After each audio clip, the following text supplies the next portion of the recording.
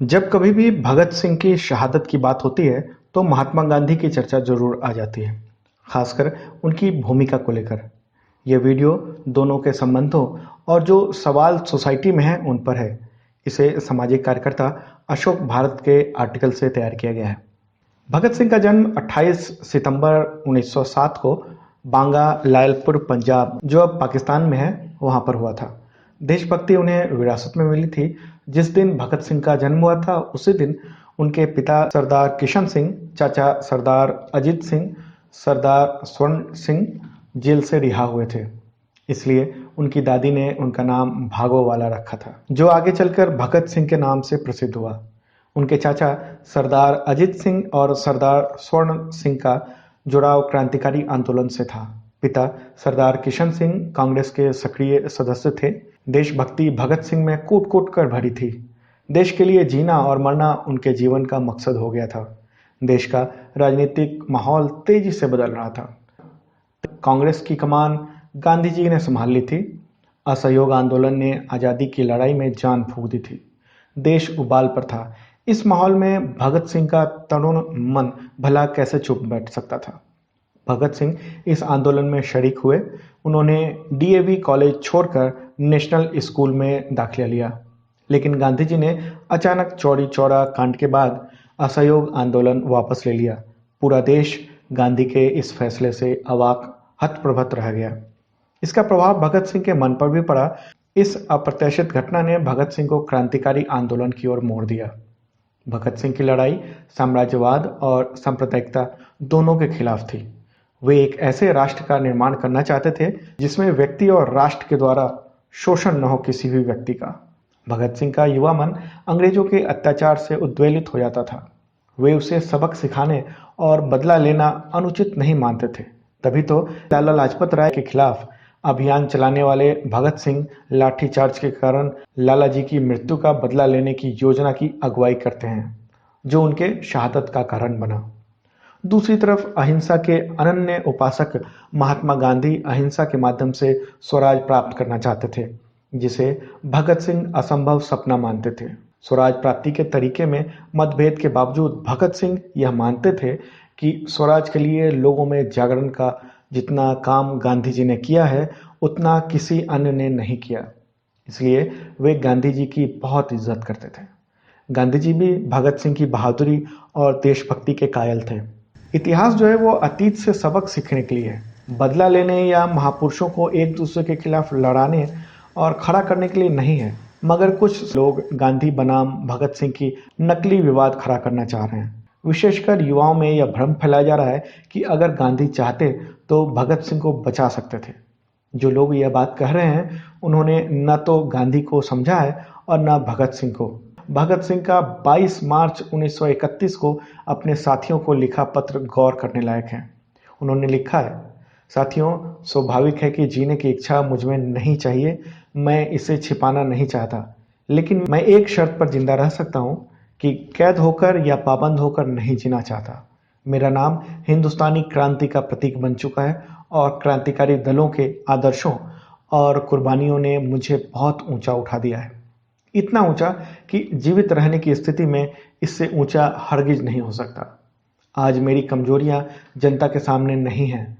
अगर मैं फांसी से बच गया तो वे जाहिर हो जाएंगी और क्रांति का प्रतीक चिन्ह मध्यम पड़ जाएगा या संभवतः मिट जाएगा।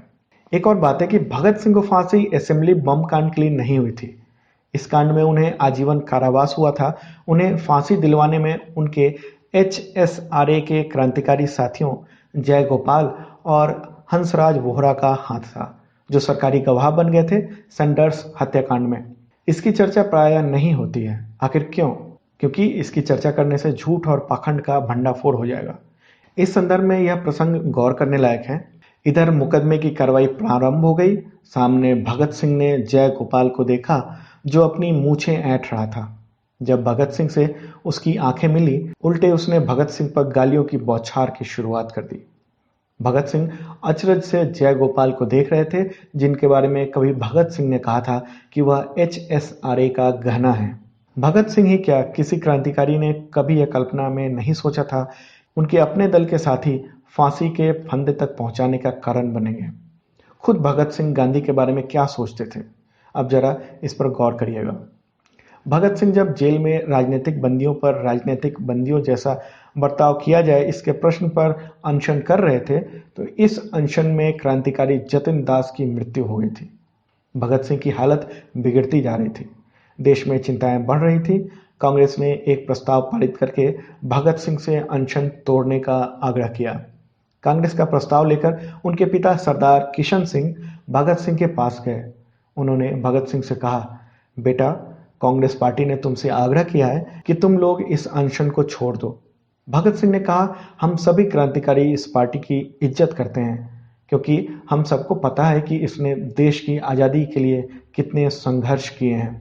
पर हाँ, यह भी सही है कि महात्मा गांधी अहिंसा पूर्वक तरीके से देश की आज़ादी प्राप्त करने को मैं असंभव सपना मानता हूँ। मगर इस बात से कौन इनकार करेगा कि भारत में किसी ने जागरण लाया तो यह काम गांधी जी ने किया है। इस कारण मैं उनकी इज्जत करता हूँ। अब देखिए कि स्पष्ट है कि अंग्रेजों से लड़ाई के तरीकों को लेकर भगत सिंह और गांधी में मतभेद थे, मगर इसके साथ ही भगत सिंह गांधी के काम को सर्वाधिक महत्व देते थे और इस कारण उनकी बहुत इज्जत करते थे। इस बारे में सुभाष चंद्र बोस का बयान महत्वपूर्ण है।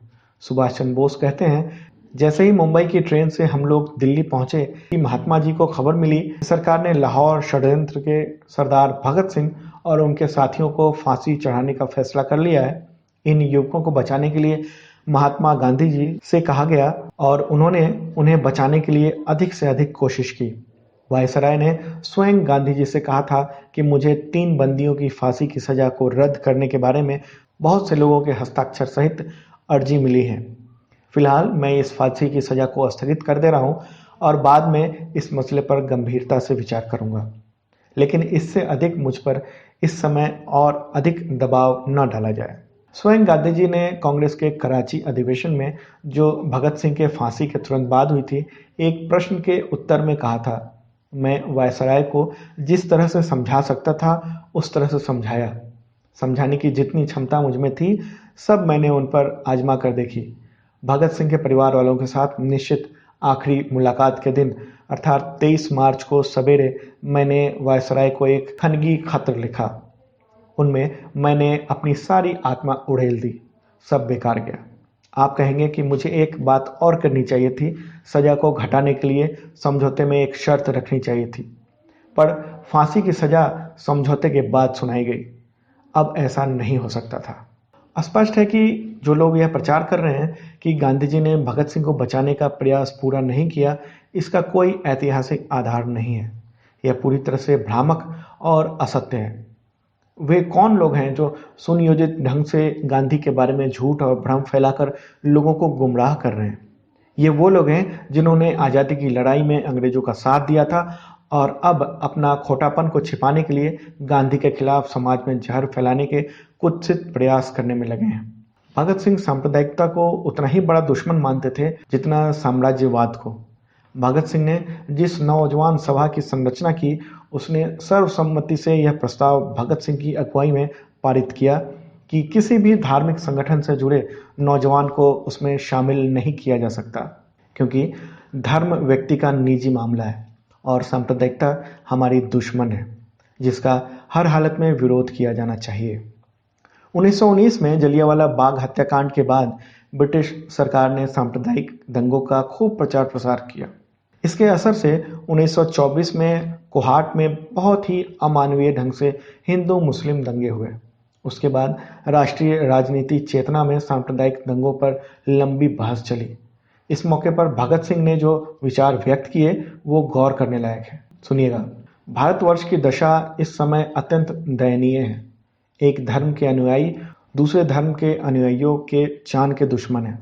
यह मारकाट इसलिए नहीं है कि फलां आदमी दोषी है, वरना इसलिए कि फलां आदमी हिंदू है या सिख है या मुसलमान है। ऐसी स्थिति में हिंदुस्तान का भविष्य अंधकार में नजर आता है। इन दंगों ने संसार की नज़र में भारत को बदनाम किया है। इन दंगों के पीछे सांप्रदायिक नेताओं और अखबार का हाथ है। भगत सिंह लाला लाजपत राय की बहुत इज्जत करते थे। यह मालूम होते ही कि लाला लाजपत राय का रुझान सांप्रदायिक होने लगा है, तो उन्होंने उनकी विचारधारा के खिलाफ एक मुहिम छेड़ दी। जिसमें बड़े बड़े बैनरों पर लाला जी का चित्र बनाकर उन्हें मरा हुआ नेता लिखकर लाहौर में बंटवाया गया। आज एक बार फिर देश का सांप्रदायिक माहौल बिगड़ रहा है। ऐसे में भगत सिंह का सांप्रदायिकता पर स्पष्ट विचार इस घने अंधकार में प्रकाश पुंज की तरह हमारा मार्गदर्शन कर सकता है। इस वीडियो के अंत में मैं आपसे पूछना चाहता हूँ कि आपका क्या विचार है गांधी और भगत सिंह के रिश्ते को लेकर। भगत सिंह की फांसी पर गांधी के रुख का आप क्या सोचते हैं, जरूर कमेंट करें। वीडियो देखने के लिए धन्यवाद।